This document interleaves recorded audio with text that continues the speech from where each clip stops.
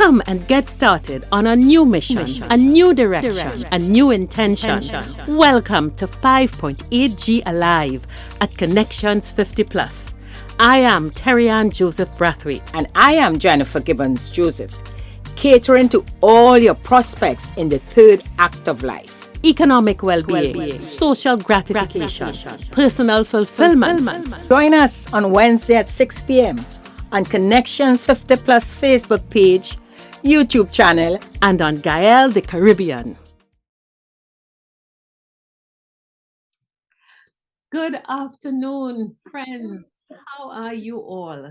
It's another afternoon or night, depending on if you're on Gael, you're on social media, Facebook, and YouTube. I am Terri and Joseph Brathwaite, one of the co-creators of Connections 50 Plus, and with me as usual. Hi, good evening, everyone. And I am Jennifer Gibbons Joseph, the other co-creator of Connections 50 Plus. Welcome to this evening's show. Yes. So, all kinds of stuff happening, Jennifer. I mean, I continue to be totally blown away by the response to our Emancipation series, looking at all our businesses and the cultural families who have passed things on one generation to the next. And the feedback has been fantastic. Definitely. So what have you, before we get into our special show this week, what have you been up to? Well, it's an active weekend. Actually, what I enjoyed in Trinidad, as you know, over the weekend, had the agri-investment show where it's all about food sustainability, etc. And it was, for me and my friend who attended, it was really, really a great, forum. They had Terri and I commend. I don't know who did the deco and the layout and all that.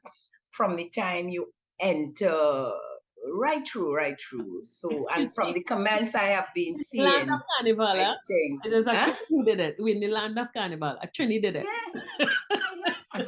Really, really beautiful. I was very proud of the whole, the display. Our bags were very heavy when we were leaving because we patronized the beautiful the farmers market, the different vendors until we couldn't even go to the last. We missed one of the booths. There are many, because our hands, the bags were so heavy, So I must congratulate the team who put it together and all the vendors and everybody. You learned a lot from from moving around. I just hope that so many times we talk about food security, and I honestly believe there is the potential in the Caribbean to secure itself with Guyana, Jamaica, the islands. We have the potential. And I really, really do hope that in the current economic situation with supply chains messed up, that this is it, that we are, and it's not a show. I really... Well, with the technology, because there's a lot of technology, modern technology being used to produce, because my concern would have been whether we can produce enough to meet the demand. Because you're talking about local. I am sure we can. But I am seeing, from what I'm seeing, the machinery, the type of technology, I believe that, yes, we should be able to do it. One of the good things, Jennifer, is that this is timely. And for our show today, we are taking a slightly different twist on our emancipation journey. And we were talking about food security. We're talking about Expo. And we went into our archives, and I think it's great that we are celebrating emancipation, but we had a guest on a couple in our early days. It was about 2020 when I checked, Dr. Jacob Opadeyi, who is Nigerian. So we continue the connection in the continent back to Trinidad. And that discussion was all about mindset in the third act. And guess what he changed into agriculture? So I think that for what's going on in Trinidad at this time with in the Caribbean, the Caribbean getting together, I think this look back at an old 5.8G Alive show is really timely and really fits nicely into our emancipation celebration. So most definitely, yeah. I think everyone sit back, let's enjoy this retro view. We're still talking emancipation, we're still talking creating intergenerational wealth, we're still talking enterprise. Legacy, yeah. Have a great time listening to this look back. And don't take on the hairstyles, all right? Don't take on the hairstyles. That was 2020. Yeah. See you all soon. So let me introduce Dr. Jacob Opadeyi to you. And Dr. Opadeyi is the Managing Director of Land Analytical. But he's here in a different role. He's here to chat with us all about the transition mindset. Dr. Opadeyi, let me open up by asking you, you recently retired. What was your approach when you knew your plans for that transition from the university, which you would chat about your position there, to transition into where you are now? What we should say from the second act to the third act? Good afternoon, everyone. I will be honest to say that the transition wasn't that easy. Okay. Woke up one morning and said, what do I do? Do I continue what I was doing before, or I do something else? But I can never be retired work. I can retire from UE, but I can never be retired from work. And a lot of offers came on my table, and I dismissed it all. The first thing I want to do is to sleep and not have to go up 8 o'clock and come back in the evening. But when I dwell into myself, I said, but it is. Because while I was at the university, all I was doing is selling my skills. Selling my skills by teaching, by grooming people. And I said, hey, but that's not work. So the transition for me is, how do I continue to sell my skills to different audiences? And that is how I got my transition going. Dr. Opadeyi, I think that is a fascinating and amazing analogy. You were a lecturer at the university. Right. And you say you were selling your skills, meaning imparting knowledge to people, causing them to understand. And I think there's an entire cohort of people there calling themselves lecturers and all kinds of things. And to them, that is work. Why was that not work for you? What do you call work? I have no student to teach. Okay. I have no graduate student to correct their work.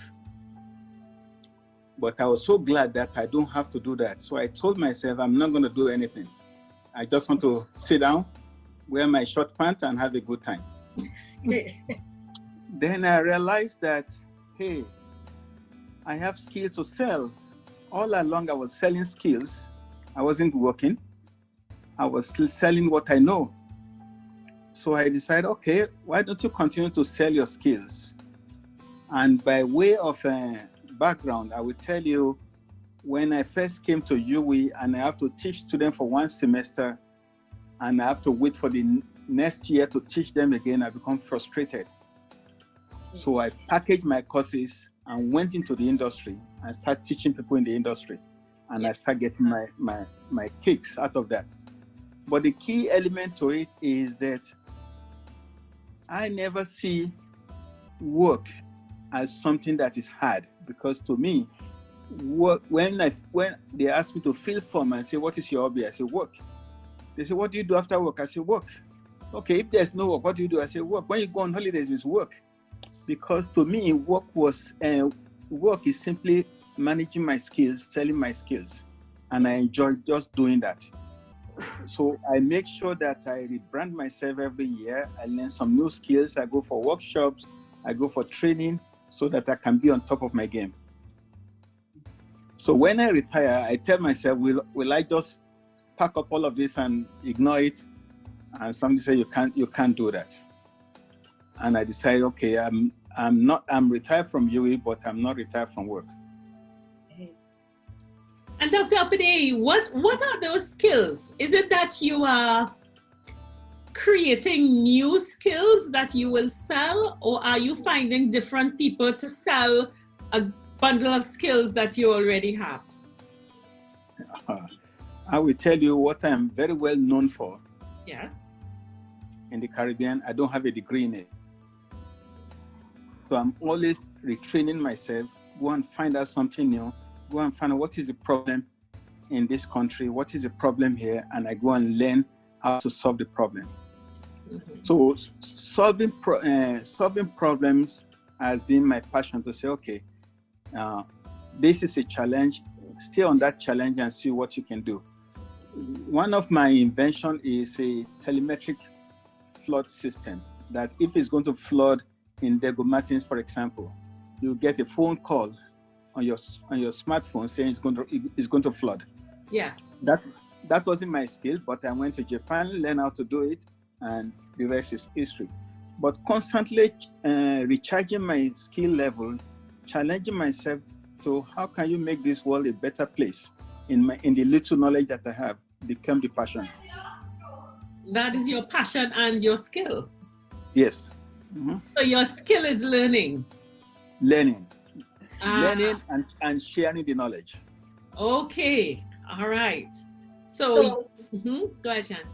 Now, I just wanted to know, so what was your first, in terms of your activity, what did you decide to first get into, to apply that new skill that you learned to? Actually, my first thing is to say, I don't want to see no books. I don't want to see no classroom. I don't want to teach nobody. And then I went and bought a piece of land in Caroni. And from 2 acres, I bought another 2 acres and started planting sweet potato. Wow, I never know there's so much fun and money in agriculture. And when I look at the list of incentives, I say with all this incentive, they give you incentive. If you put a pond, you get money back. You buy an irrigation system, you get money back from government. You buy a truck, they give you 25% discount. I say, what?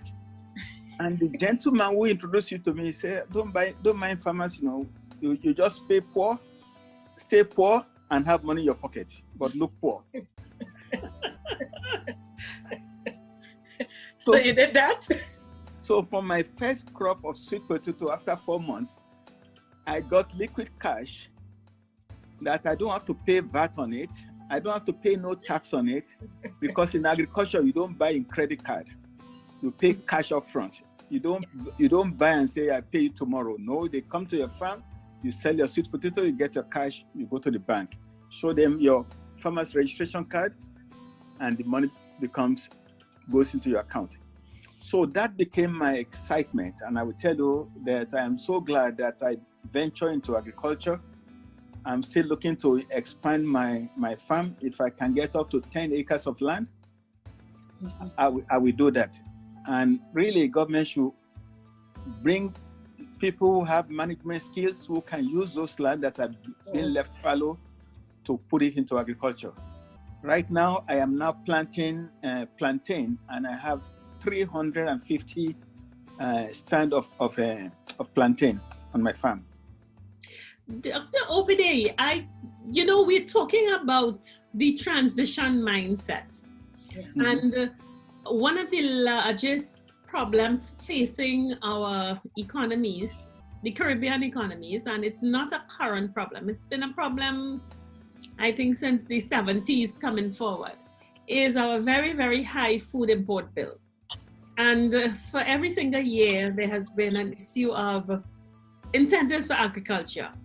There's always the complaint that for people who looking to go into their third act, but it's so much trouble to get into agriculture. Yes. You have to be a registered farmer. You have to do this. You have to do that.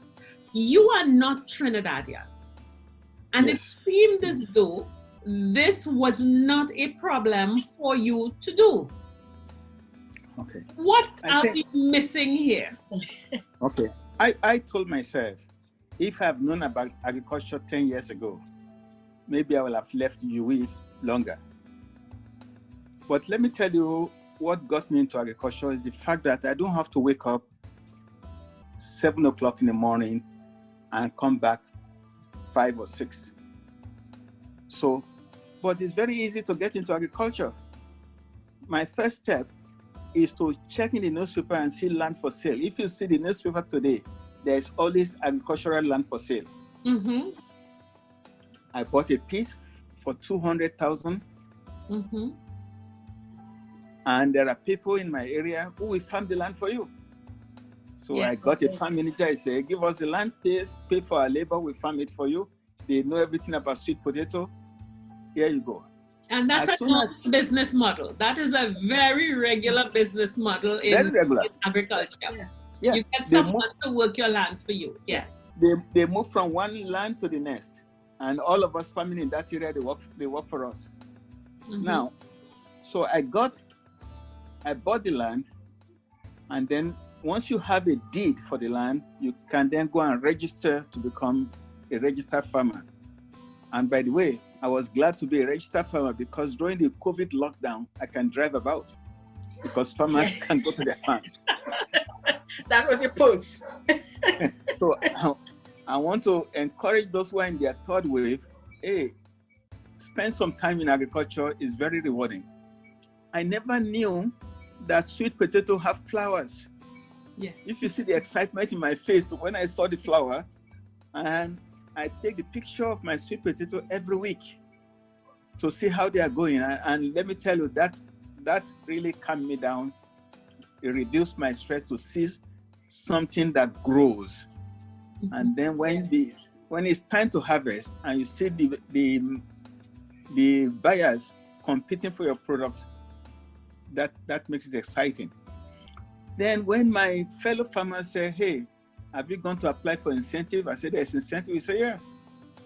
I will tell you, I got incentive up to 40% of my input, which is a lot. Which is a lot. All they need to do is that they come and make sure you are really using the land and you are getting the produce. And I think Trinidad, the COVID has given us example of why we need to invest more in agriculture. Yeah. And where people like me who is in their third wave should get some relaxing job of being a farmer. Tell You me can't something. Yeah. Did you you go can't and do any extra studies in agriculture? I did no. Of course, being a professor before, I Google like hell. I have all the documents on how to plant sweet potato, how to weed it, how to take care of it. So you must read, and those are leisure reading at home. So you don't need to anything. But there are a lot of other things that you can see on the internet and get to know yourself to say, okay, this is how to do this. So my intention is not to become an agricultural scientist, but to contribute to the food production and food security of Trinidad and Tobago. I am still hooked on the fact that you hear, and my interest is really people converting their skills to productive use. You've identified your skill as learning and teaching people. Yeah. You decided I don't want to teach anymore. You were tired of that. But the skill of learning you liked. And while $200,000 may sound like a lot for some people, for many of us, you'd be surprised how easy it is to access it, to be able to purchase the land. Yes. And as you said, it is a matter of being open-minded, collaborating, finding people to work with, to plant, to work the land for you. And the most significant thing is And I want to know, how difficult was it to register as a farmer? Because most of our farmers, the number I think is up to 80%, I believe, are not registered and therefore not entitled to all of these great benefits that you had easy access to. And just to let us know, over what period of time did this happen? All of that is within 2 months. Jennifer will tell you that I am very aggressive to pursue a goal. So, and I will tell you, the people at the ministry are very happy when somebody wants to register as a farmer. Did you know somebody inside of there? No, I did not. In fact, they called me. They are I will tell you, their interpersonal relation and customer service is excellent. Most people who cannot register as a farmer is because they do not have a deed for the land. Deed to the land. Okay. So you have to put, that's the investment. You have to purchase the land. You have to have a deed after your name. Is there any minimum amount of land that you have to own to be able to register as a farmer? There's no minimum, but I will say that the standard agricultural land in Trinidad today is 2 acres. Okay. 2 acres. And I will tell you that even if people cannot come up with the money to buy one, there's nothing wrong with 4 people buying a 2-acre land. That I agree. Exactly.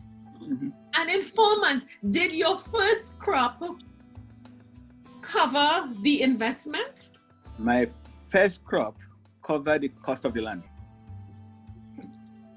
Okay. So this Terri and Connections 50 Plus will be going into agriculture next month. That is the magic. That is the magic of it. The thing that I really will want say, the key to making back the money is the timing of your produce. When will it come out to the market? Because when the price of the market is low, you will not make that. So we have to time the sweet potato to come out around Christmas time. Yes, well, they're a little late for that now, but they'll probably make Easter. So the first thing is to go to Land Analytical and find out what are the prices of sweet potato throughout the year, and they can tell you January, February, these are the price. Okay. And the sweet potato takes 3 to 4 months to get to the market. You choose when to plant. Yes. The other thing is you need water, because if your sweet potato comes out, if you plant in the dry season and it comes out in the wet season, you get more money. But you have to spend more on irrigation. Yes. So on my farm, I have a pond and I have an irrigation system. And those are all incentivized from what you said. They're incentivized. You have incentive for that. Yes. Okay. Dr. Opadeyi, other question I want to ask here as you're talking. Many people think too that they need to have prior business acumen, in that if they don't come from like a family of business or a family of farmers, they think that they can't just go into farming. You know, would you say, did you have any sort of background or came from a family of entrepreneurs or family of farmers? No, I do not. I would dare say that I came from a family of background of common sense. Okay. And if one knows the value of money, because that's all the common sense that is required, I will say, to be honest, that the fact that I trusted the advice that I get from farmers around me who encourage me, and they tell me, do this, do that, that is what was helpful. Okay? So and in Trinidad and Tobago, we have a lot of people with goodwill who are ready to support farmers in terms of what to do or what not to do. So that helped very well. But when I went into the farming, my aim was not profit. Oh.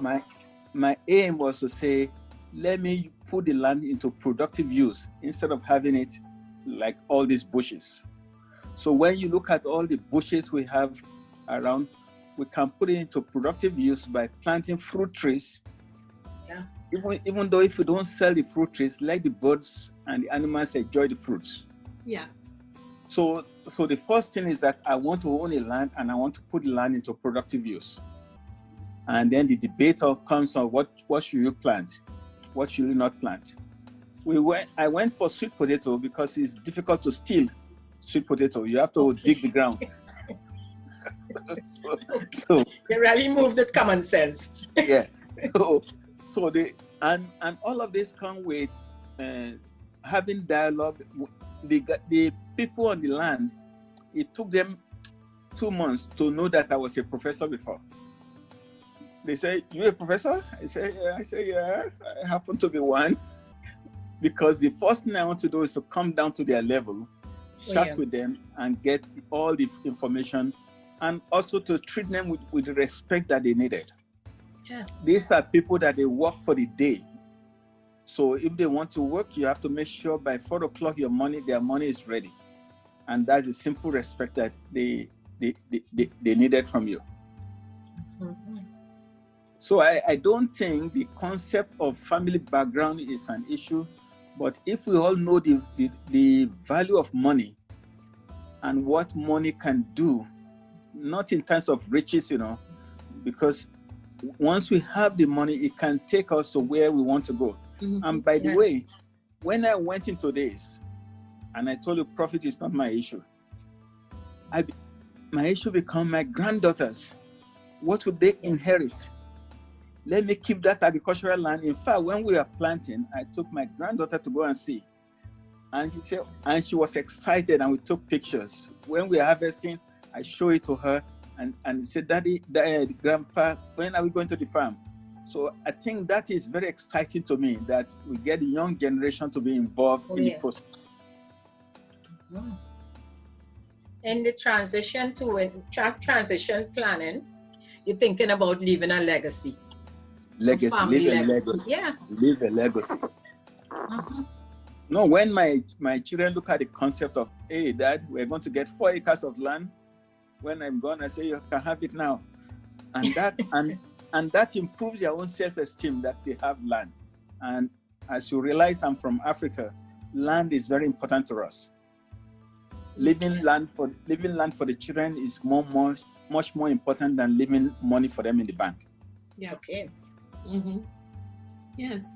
No, I think that in that short story, you've highlighted some of the things that Jennifer and I have been promoting through Connections 50 Plus and our life transition plan, where we are saying to our 50 plus cohort, okay, you're leaving the second act stage, whether you were a homemaker, whether it was a career where you served others. You may have served your children, you may have served an employer, you may have served the community.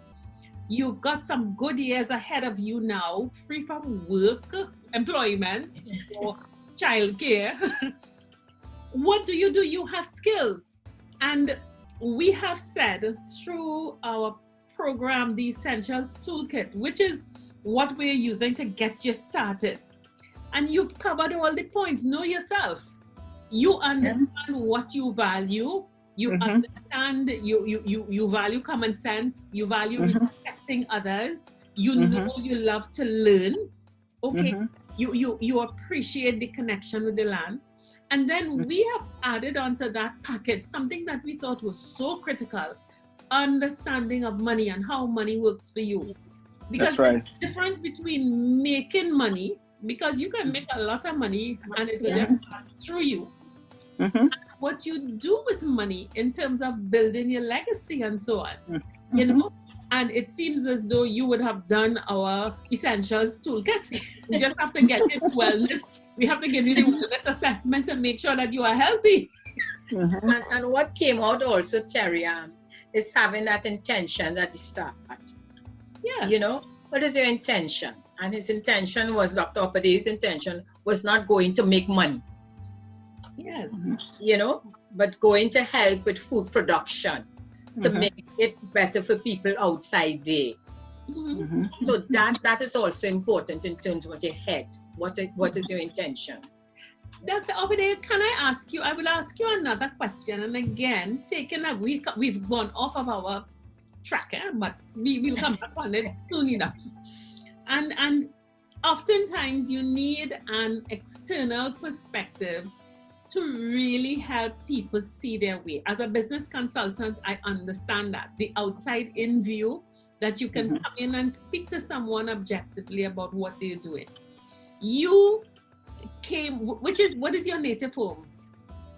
Nigeria. All right, you've come from Nigeria, you're now resident in Trinidad, and you've retired, and you have decided, I'm going into a project, and within 4 months, you went from investments to reaping.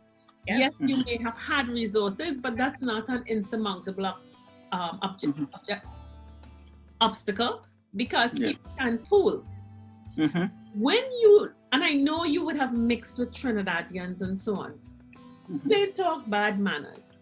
What do you see as the major obstacle or thing that prevents a lot of us Trinidadians from making that transition into something that's productive and worthwhile as a non-Trinidadian looking at us?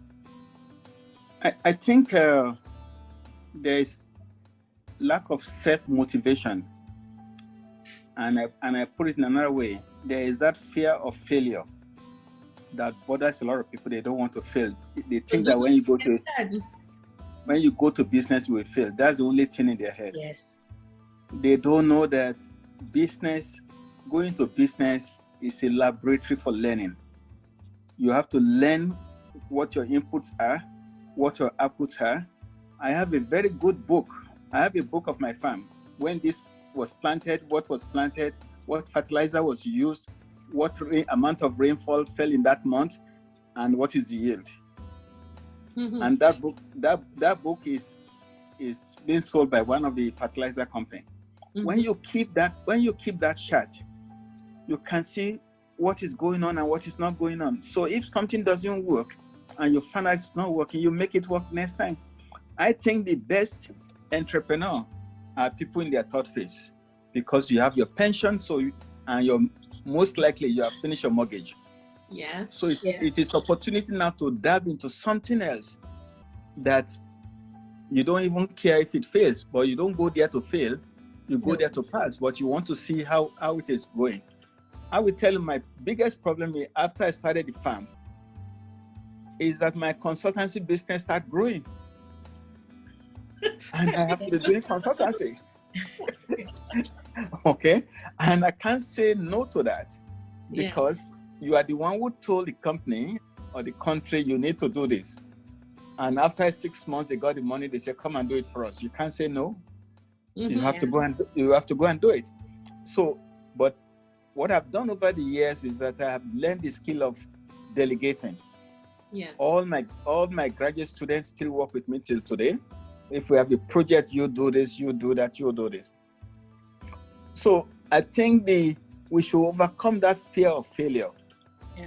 When we are ready to share our failure and success with others, when we are ready to talk to somebody about, I'm working on this, what do you think? I will tell you, farmers in Trinidad, if one tell you put this, the next one will tell you put something else. You want to say don't bother with that. So we do not have the science that you can follow to make it work. But because it's still trial and error, you yourself, you can see how things are going and improve on what you are doing. So I think we should forget about the fear factor. You are secured, you are in your third wave, you have nobody to impress.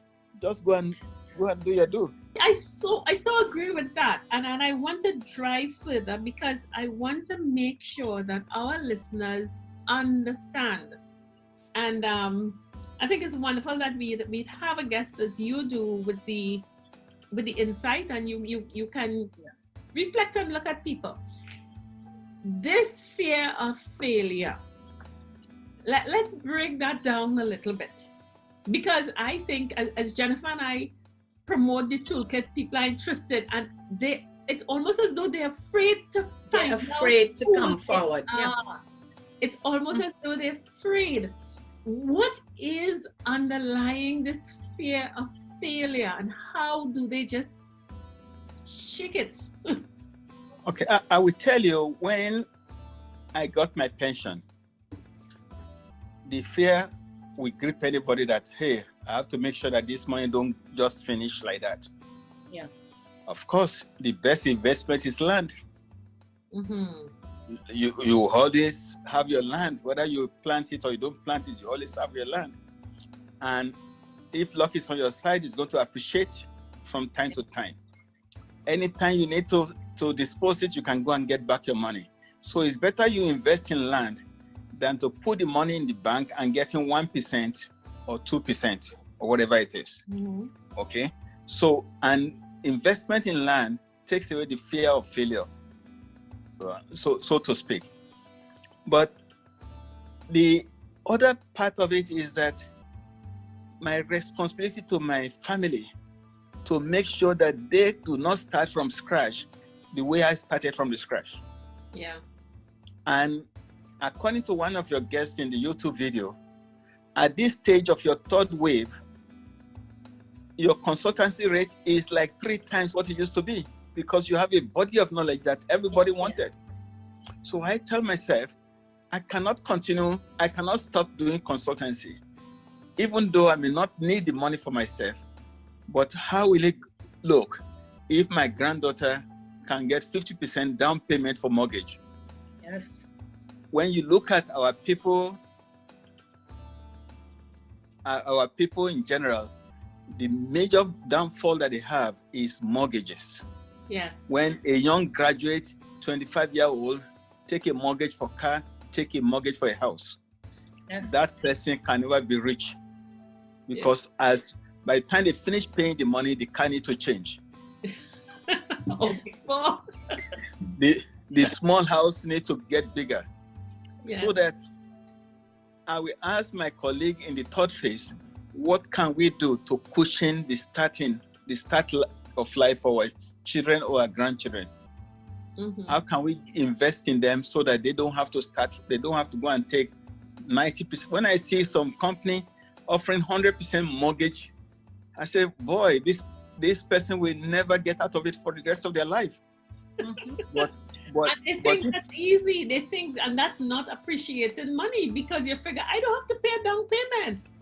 That's right. That's the ball and chain.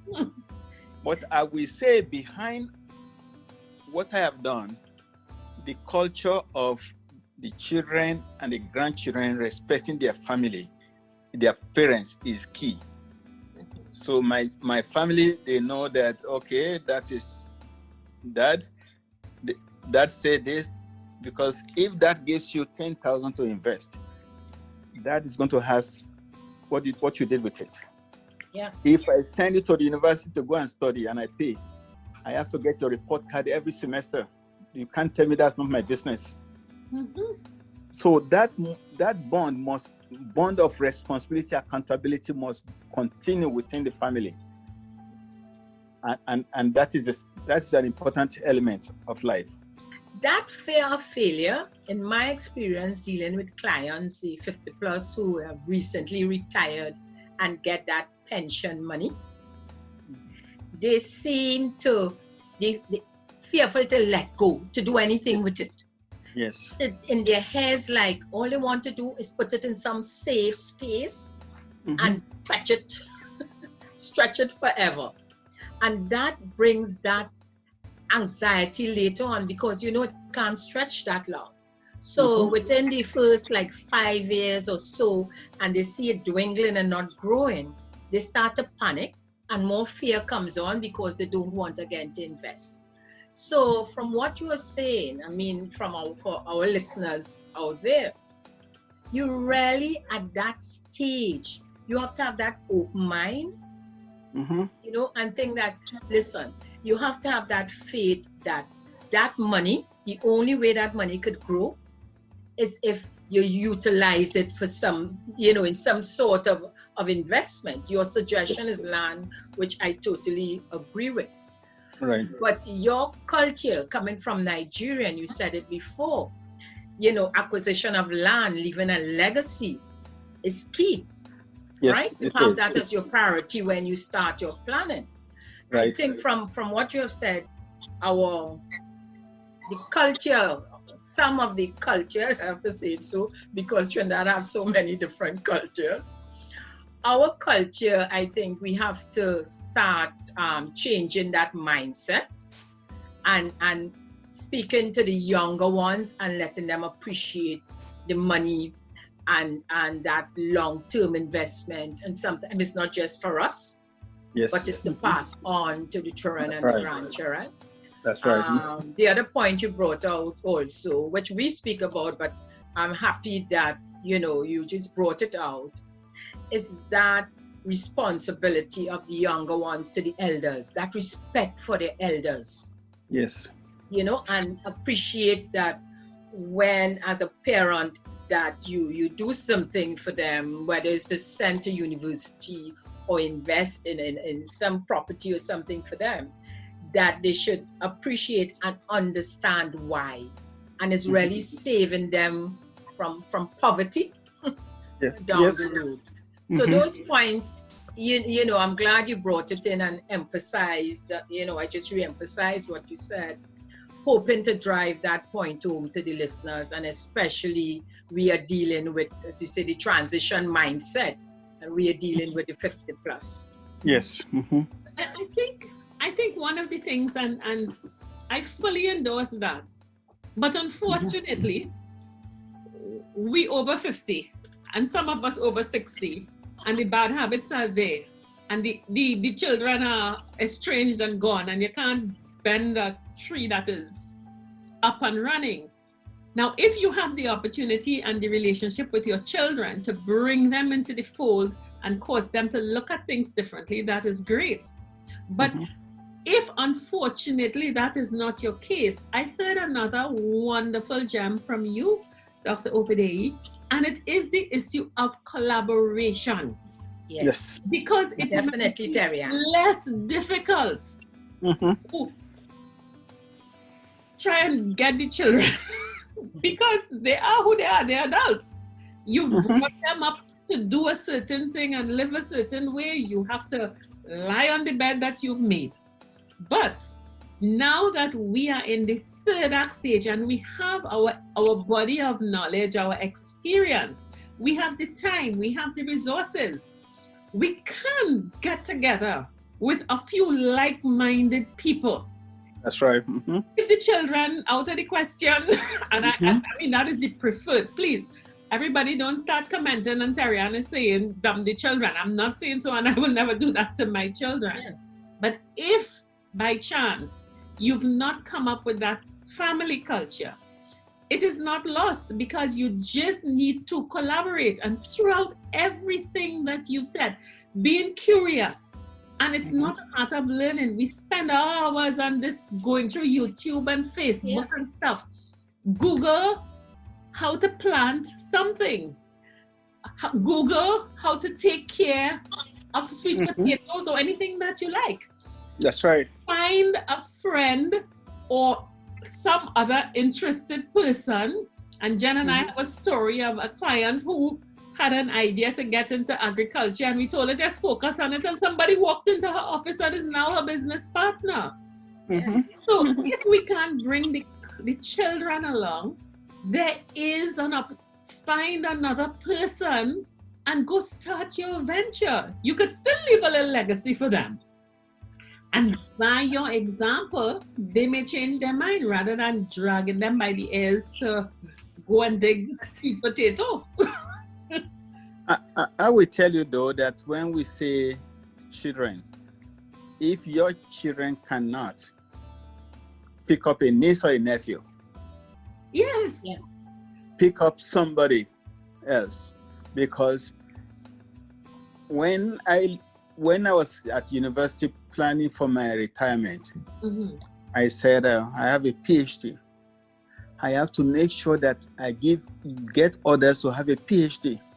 The PhD cycle must not end by me. And I got 5 or 6% to get their PhD. And I feel fulfilled that I've replicated myself.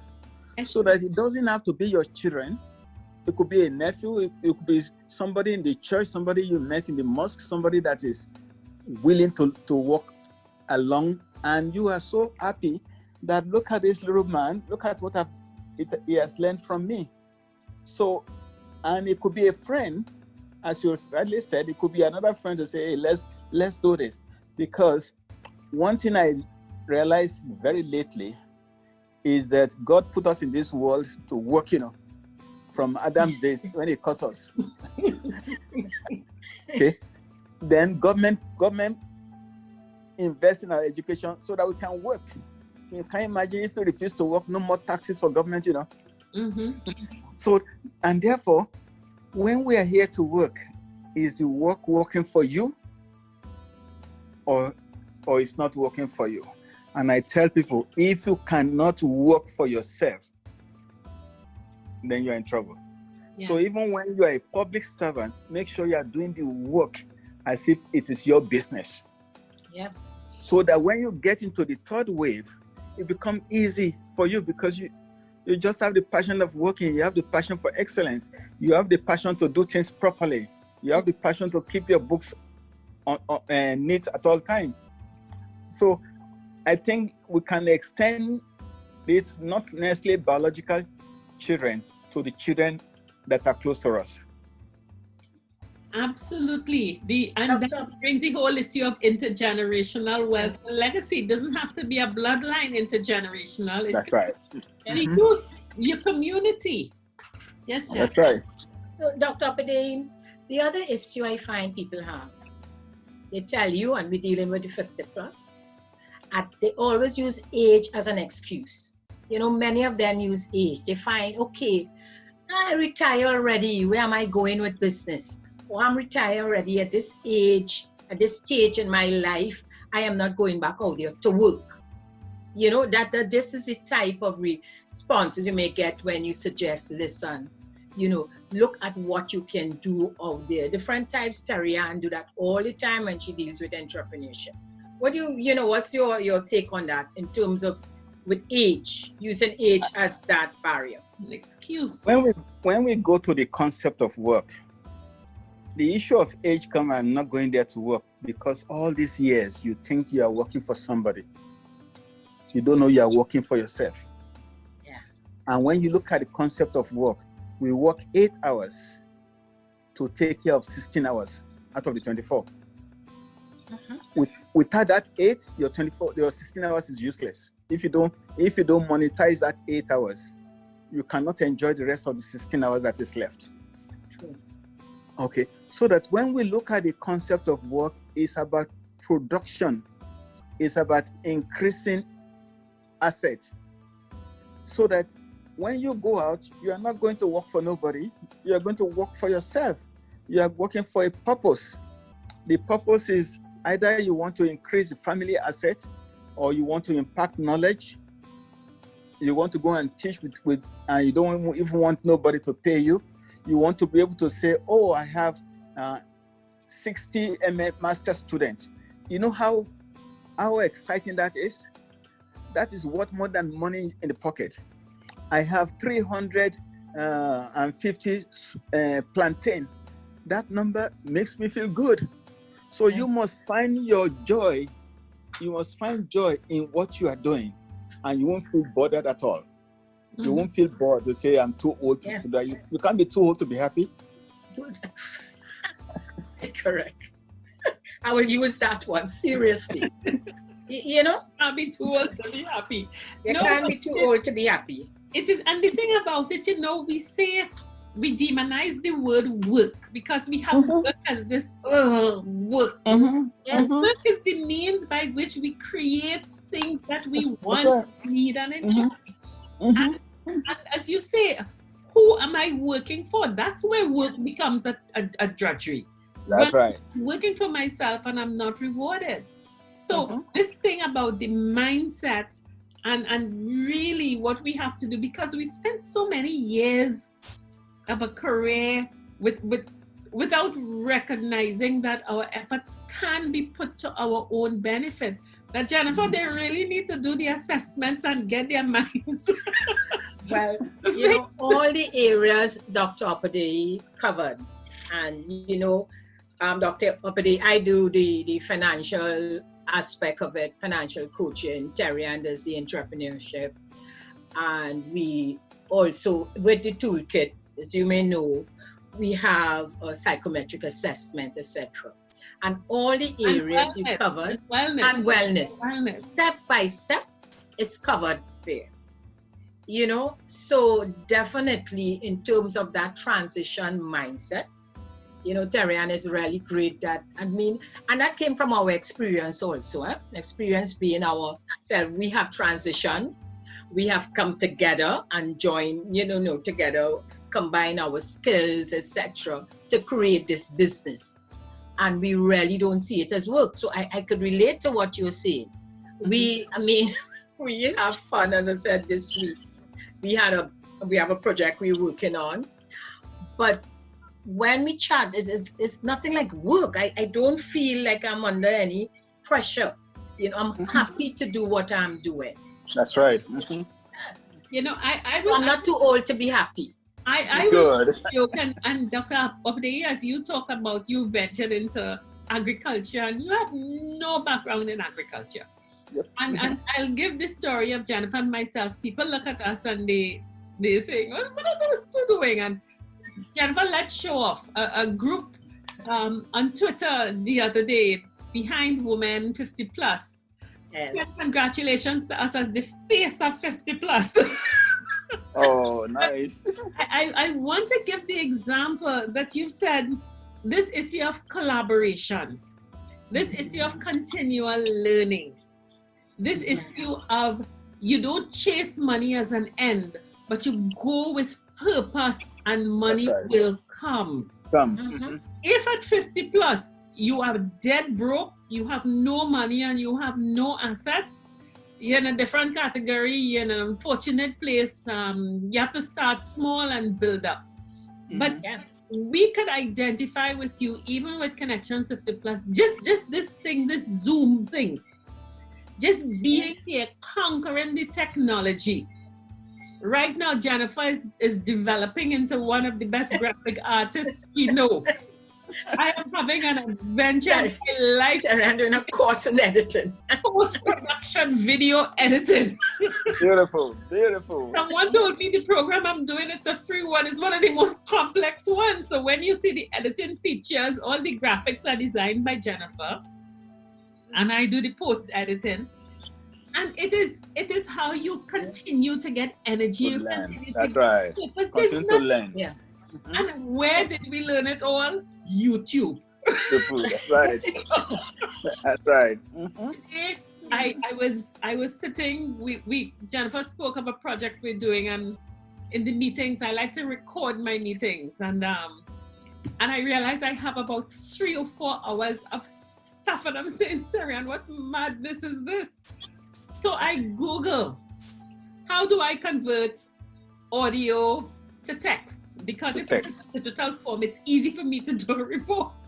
Right. This cover program, I downloaded 4 hours of audio turned into digital, a Word document in about 2 hours. And I am off to the races. That's right. The issue of minds, and listen, 10 years ago,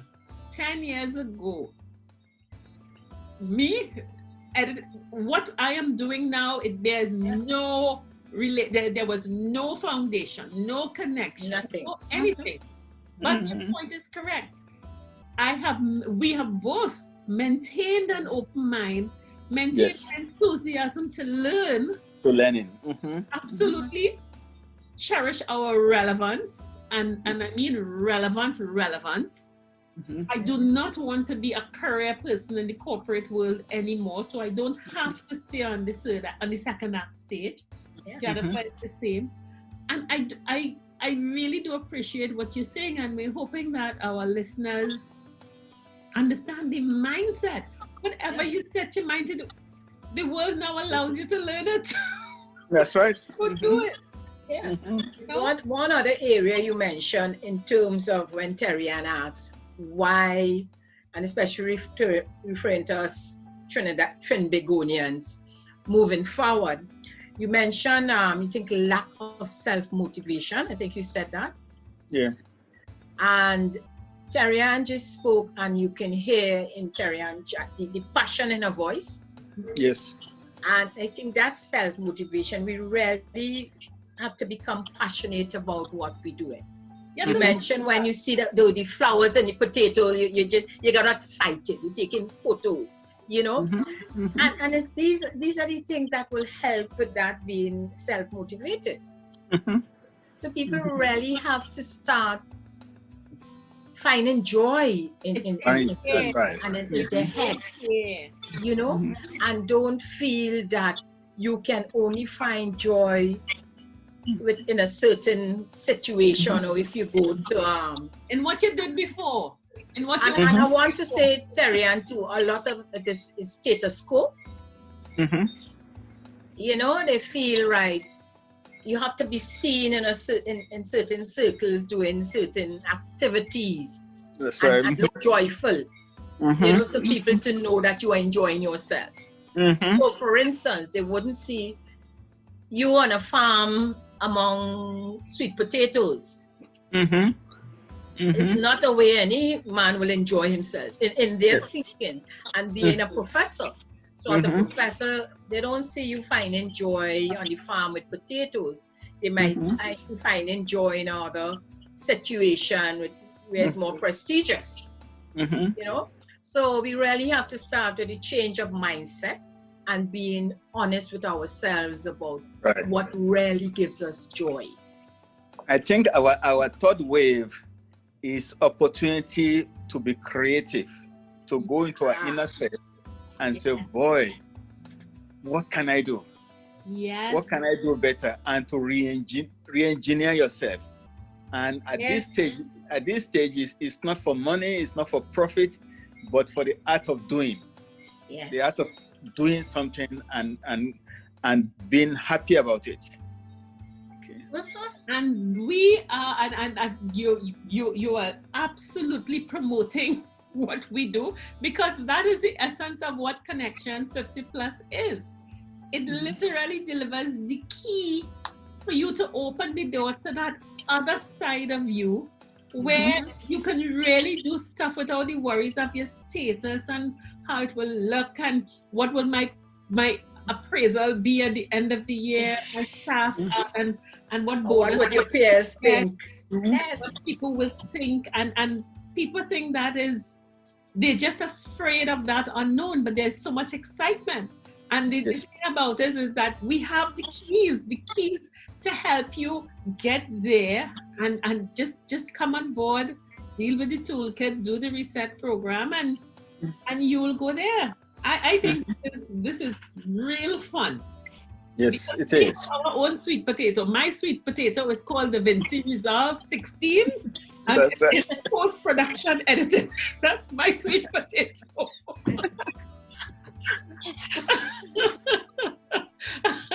And Jennifer is doing graphic design. Canva. Graphic design and financial assessments. Yeah.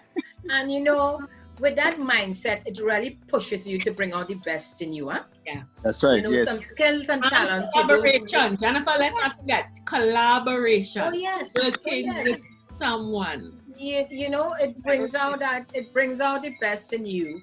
And indeed, well, I would talk in terms of both of us, Terri Ann, in collaboration.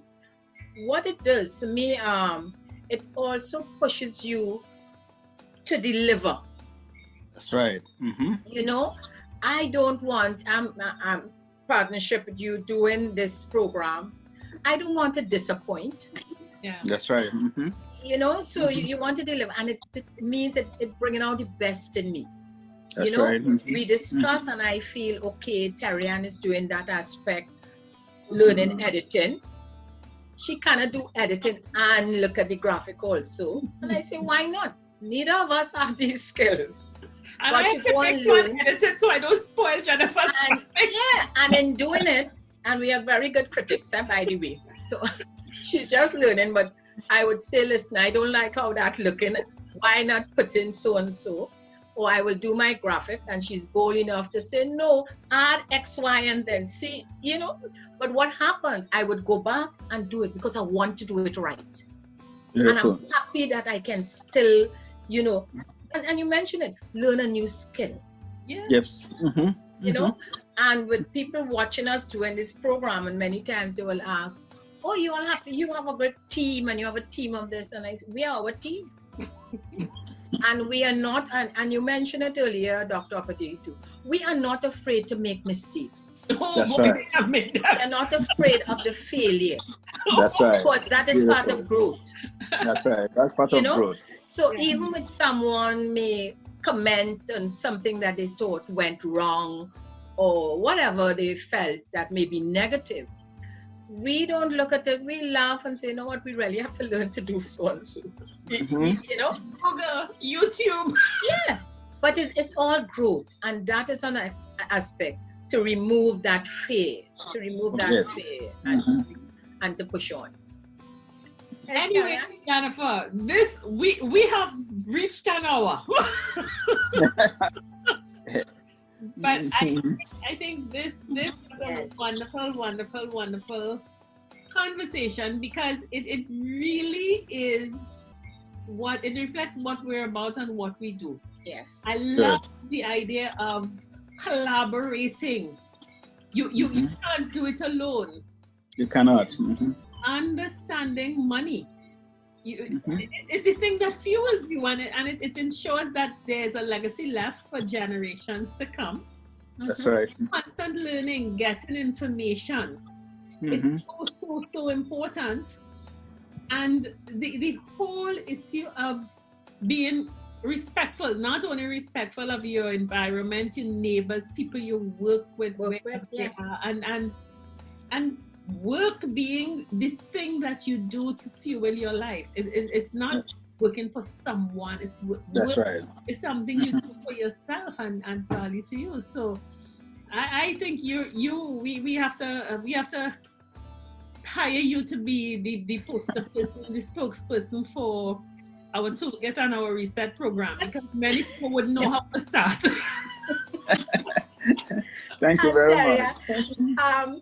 Before I formal thank you to Dr. Opadeyi, I must leave this. You see this? I am not too old to be happy. This is what I want all our followers, our 50 plus followers, that mindset. Oh yeah. You know, you are not too old to be happy. And this is what it's all about. So find that joy. Thank you. Dr. Opadeyi, we want to thank you. I mean, this was really a fantastic conversation. Fun. Full of a lot of nuggets. Terri and I keep writing. So we have so many points. You'll see it in the edit. So, I mean, we want to thank you so much for taking this time to come chat with us and to share with our followers. And, you know, I know you're busy, but this is not work for you. You find joy in it. Of course, thank you. I know you found joy being here with us. So you really, really want to thank you, you know. We will definitely have you on again. Thank you, Terri. Thank you, Terri Ann. Thank you, Jennifer. It's a pleasure. Okay. So, Jennifer, we're talking emancipation, we're talking agriculture. The incentives have been there. It's our mindset. It is mindset. And you know what's great? I really like the idea of it's good being in your third act stage to look at that. Because we tend to think, Terri Ann, and having just, you know, been at the expo, that when you think agriculture, you're thinking hard work, you're thinking, oh gosh, your mind going back to the early days of plowing the land and tilling and what, you know, and all these things. But if managed properly, if you go in there with your skill set, and you mean it have all different types of farming I learn about. I mean, really. Here we go with an open mind. You have the skill set. We believe we don't, but we have the skill set. It can work. It can work. Well, and it's a joy. Jennifer, all of us grew up with a kitchen garden. All of us. So the thing about it is that you don't have to get 2 acres of land like Dr. Opadeyi. Start No, with your backyard especially, yeah. or your porch with a pot. Do something. And it has this aquaponics. Mm-hmm. That is, let I actually, well, I bought a couple, and I see the only different types of lettuce, all the different things, and everything looking so healthy.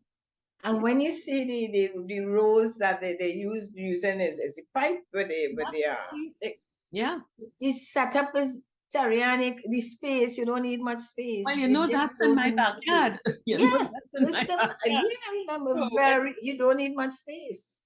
and you can do so much. So part of the emancipation story, listeners, is Yeah. whole perspective on fundamentally how do we eat. And Jennifer, you as you said, his children have continued his business. So Yes. it continues. In the business with him. And that's what, we talk legacy, and also there's the aspect in Dr. Opadeyi's talk where, you hear many people talk about this when we talk legacy, the immediate thing of the direct line of their children. And if your children not, and they don't necessarily have to be business, it could be in a profession, Whatever. And if the children a decide, charitable mindset could be legacy. yeah, if they decide to go into a different direction, we sort of like give up. We think that's the end of it. But you could include so many others. Yeah. You have other family members, you may have nieces, nephews, friends, The children of a friend, right through. It does not necessarily mean it have to be in that direct line. Yeah.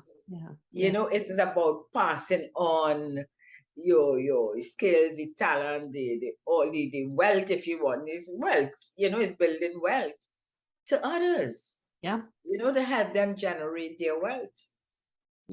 So we really do hope that you enjoyed this look back, that you are continuing to be emancipated in this powerful month of August. And we look forward to having you on next week when we are getting back into our family legacies, and we have a good one for you next week. And that will be our last segment, Terri, next week. Yeah. Yes. And then we start off on something new. So until then, this was a great look back, Jennifer. I really enjoyed that. Yes, I enjoyed that. Yeah. Okay, take care. Bye-bye. Okay, bye. 50 Plus Tribe, and follow us from Trinidad and Tobago and the Caribbean. Thank you for joining us on this Connections 50 Plus 5.8G Alive show.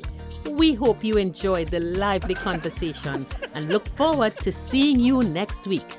Don't forget to like our Facebook page and subscribe to our YouTube channel. We really love getting your feedback. Bye for now.